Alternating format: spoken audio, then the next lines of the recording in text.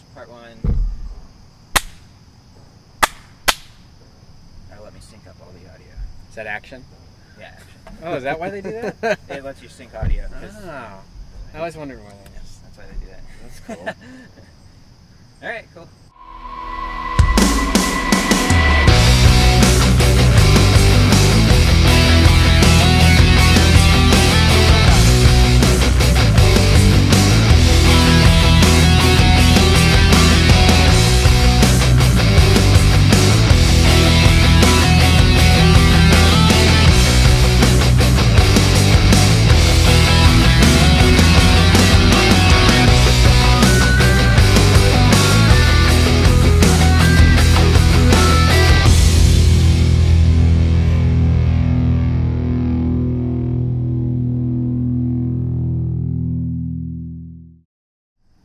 Well, we started off in Missouri.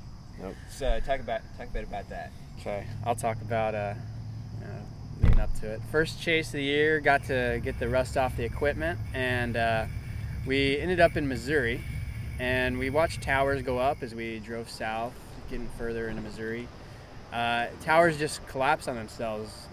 We just watched one tower go up and die, one tower become severe and then die, and it was just a series of that. Finally, we had a pretty decent storm come our way, and decided we'd have some fun with it. Oh, look at that. Let's drive north and get that kelp. Seriously, let's go.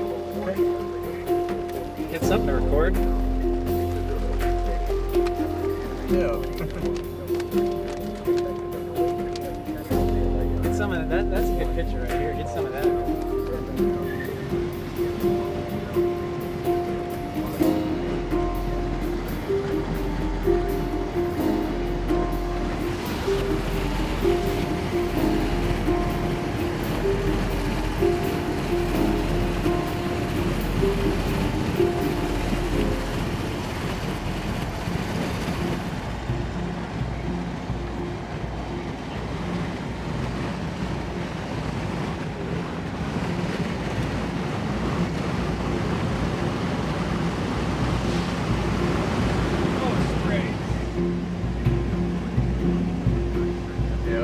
Him. I don't want to drive down now.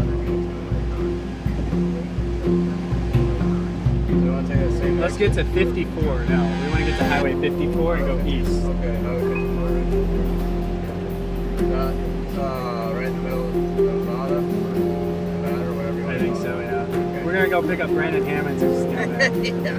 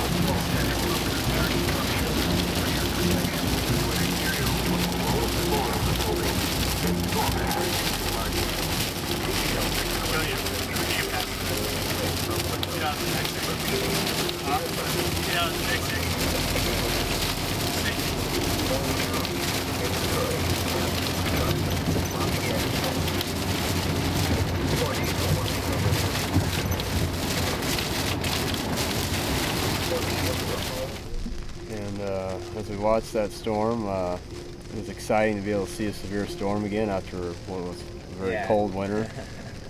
So the excitement was definitely building as the storm was approaching us from the west, and we ended up having a little fun with that by core punching to see what kind of hail we got pretty excited about that.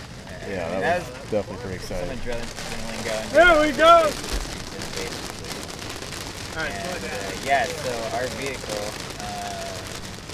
Jeff's vehicle, the Mariner, does not have power steering. Yeah, so I had my first adventure driving with no power steering. That was definitely an interesting time. Power steering went out after the El Reno chase last year, and ever since then it was driving fine. But we decided, you know, I'm just going to chase with it, not spend the extra money, and thankfully I did because it got recalled and it's all fixed. But that was Brandon's first experience with it, one of many. Yep. Trying to get the adrenaline going a little bit again. Nice little warm-up chase. Oh, man.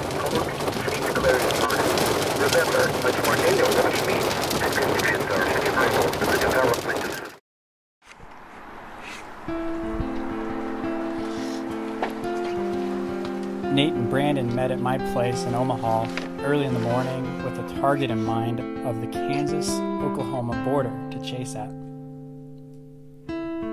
Seemed like a marginal day, but we wanted to try it out, make sure we were in the area if something did develop. So we headed early in the morning with that target in mind.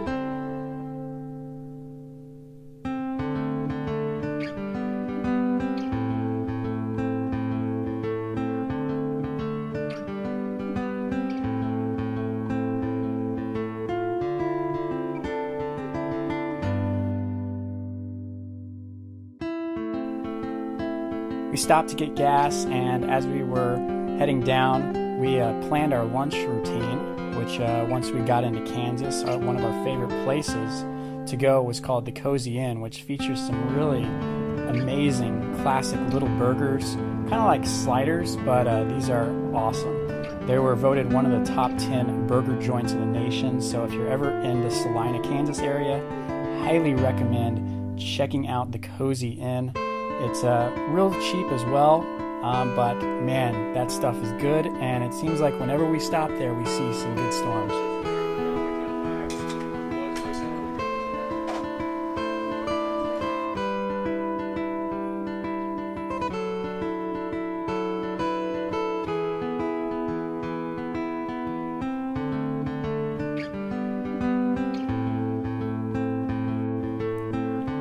After the Cozy Inn, we continued down into Oklahoma, and we stopped at a gas station and just kind of waited for initiation to develop. The cap was strong this day, and it would take a lot to break it, but we were in the right area, and we've learned the hard way of trying to catch storms late after they form and missing tornadoes, so we wanted to be there before anything began. So we set up, we played around with our video cameras, did some time lapses, and was just enjoying the time together, getting the rust out.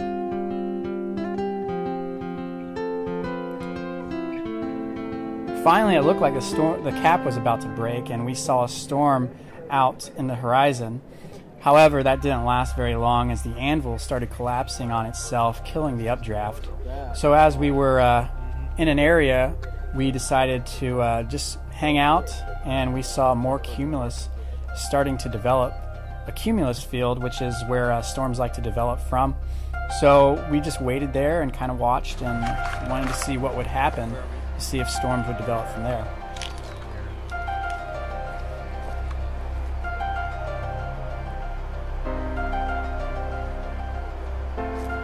It was pretty much the same story though. These little towers I would try to poof up would just collapse on themselves, never really getting a chance to even create an anvil. So we were a little disappointed with that, and we knew the day was still young and there was still time for severe weather to happen. Yeah, Chinook, that's not going to happen. Stillwater, Enid, Chinook, that's not going to happen. Well, for us to get there. Oh, yeah. Severe storms will be between 4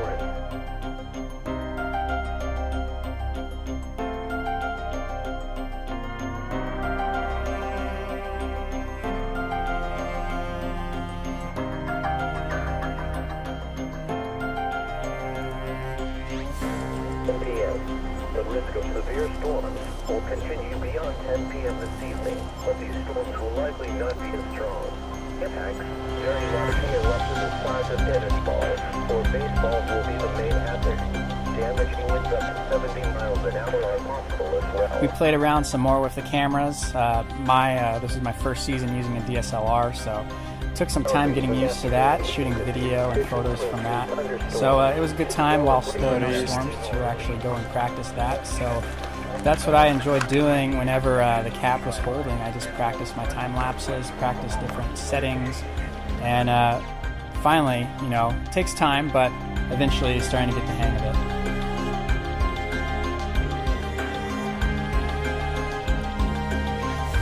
Looks like an anvil was starting to form over us, and we're getting a little excited. However, the anvil did another thing where it collapsed on itself, killing the storm. So I was a little depressed about that, started looking around for what could be happening, and then just got back in the car, and we just started waiting it out again.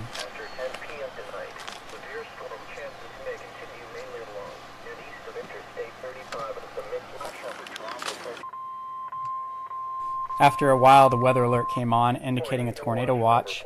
Looked on radar, and we saw two cells developing to our west.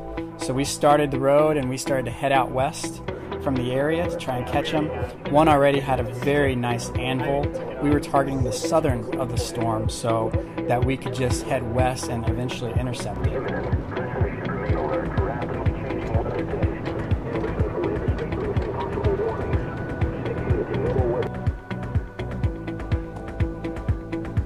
The shear in the environment looked pretty good as the anvil was being pushed out in front of the storm, indicating that the updraft would not be hindered by rain. At least that was the hope, and that's how it was looking early on. Earlier, we also noticed the storm started to split. There started to be a northern part of it and a southern. Since the southern one was still to our south, we decided to target that, knowing that there wasn't a lot of storm development in front of that to hinder the inflow for it. The National Weather Service has issued a severe thunderstorm warning for Kingman County until 7:45 p.m. Go have some fun in the hail. A severe thunderstorm was located near Zeta, moving. It's split. Yeah. Tornado watch number 46 remains in effect until 10 p.m. As we finally got to our storm, there was a beautiful base. It seemed a little high base at the time, but we can tell that the anvil was actually starting to collapse on itself, just like these other storms were, except this one got a little bit stronger before it died. So we did get a little bit of hail, some rain, and some lightning, and it was a nice sight to see after a long winter.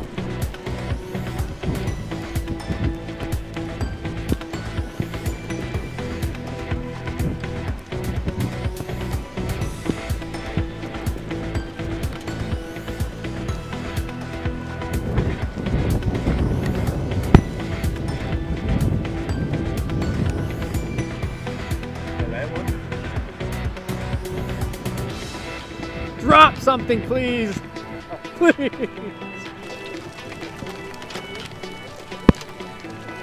We started to get some hail and wanted to get out and film that. It wasn't very big, but it was a nice sight to see instead of snow. So we got hail, probably around a penny-sized hail, I would say. Ah, my camera! Ah! Ah! Ah! Golf ball size hail on the one to the north.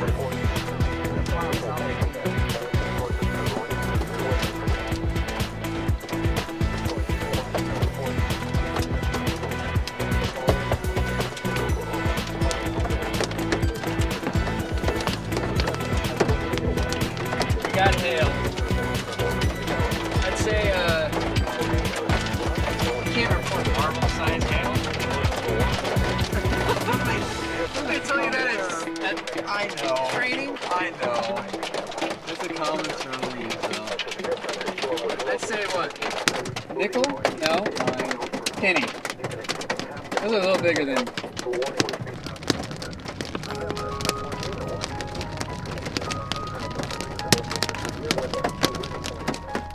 The storm started to drop its hail core, and as it died, we just decided, you know, let's just get as much hail as we can and try to get some, see how big it is. Here, stop here real quick.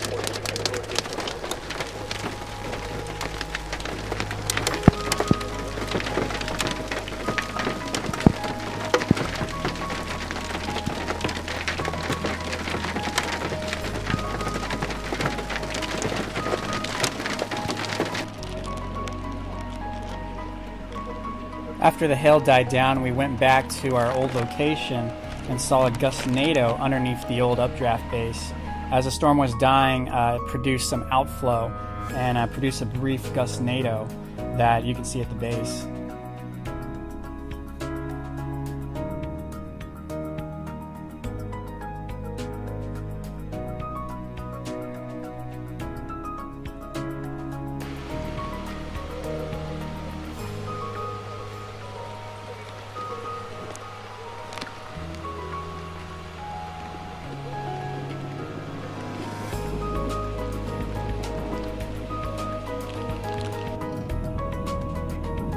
The storm quickly lost its nice structure that we saw earlier, but there was still a base to it, so we decided to stick with it until it died and then grab a bite to eat.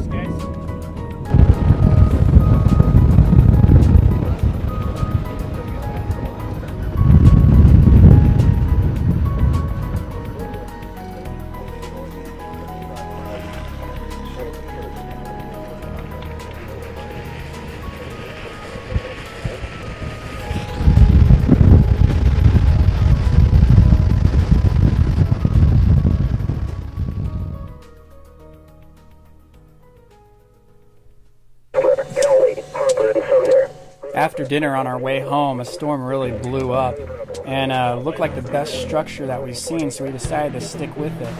We got right in front of it where the hook would be forming and saw a really nice lowering area. It was hard to tell if there was a funnel or not, but it looked really good for a while before the cold front undercut it. We might have a funnel. Look up. Yeah. Jeff, look on the right-hand side. Yeah.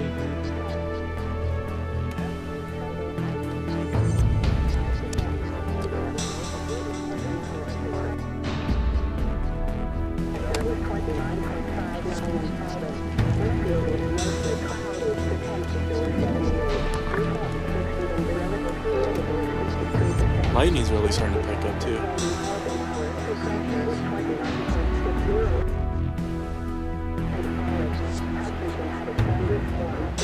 Very distinct low right now.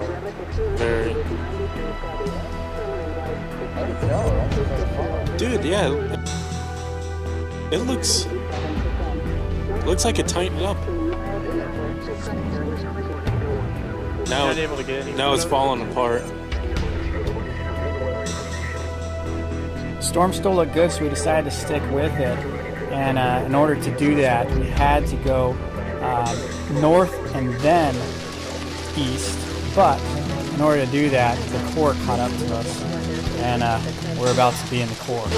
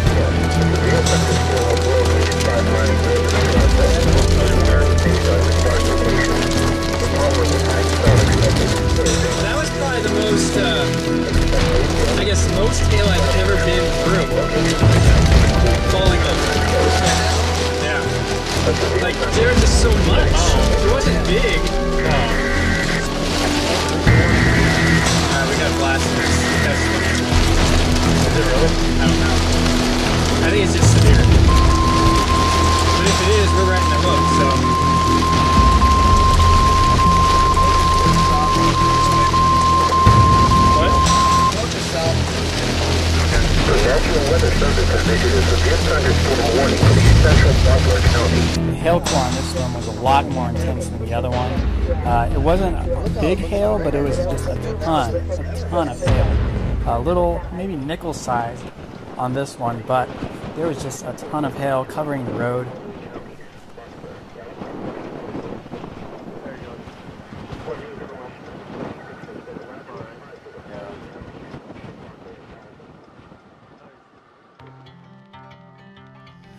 So my next chase was a solo chase. I had a show to do in St. Louis, so I decided I'm gonna go ahead and chase some storms on the way. It was a moderate risk that day, and everybody was targeting the Joplin area. All the chasers were there, and as the storm system started moving to the east, I decided I'm just going to go a little bit further east into central Missouri, and that move really paid off as I got on the first tornadic storm of the day.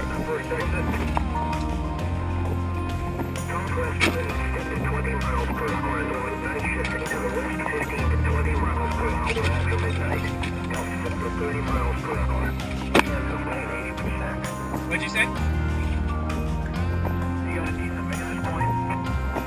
Yeah, the view's great right here. I'm next to a True Value. There's a church.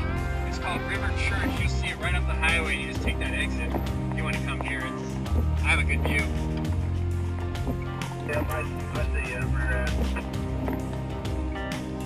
That storm really ended up intensifying and had some rotation.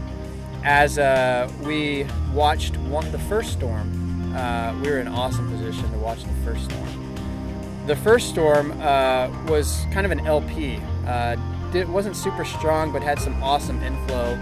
I met up with one of my friends there, and we filmed from a hilltop. I don't see nothing too tight yet, but she's trying. Yeah? Looks good. At least we got a great free base. Do not drive the vehicle into areas where the water covers the roadway. The water depth may be too great to allow either car to cross safely. Repeating, an aerial flood warning has been issued until 2 p.m. Friday for the following counties in Missouri: Henry, Johnson, and Tennessee. The National Weather Service in Pleasant Hill has issued a flood warning for Cooper County, Howard County, Johnson County, Missouri, Northeastern Gates County, Northwestern Henry County, Haddon County, Southern County, Southern Randolph County, Southern LA County. The thing about Missouri is it's really hard to find good terrain to chase in because of the trees and hills and rivers. Once we found a good spot, we watched that storm come all the way, and we were pretty much in the notch, but it wasn't a super strong storm, so it was safe to be there. We watched that go over us, and then the next storm was developing to the southwest. We both decided to continue south and got in position for the next storm, which became tornadic.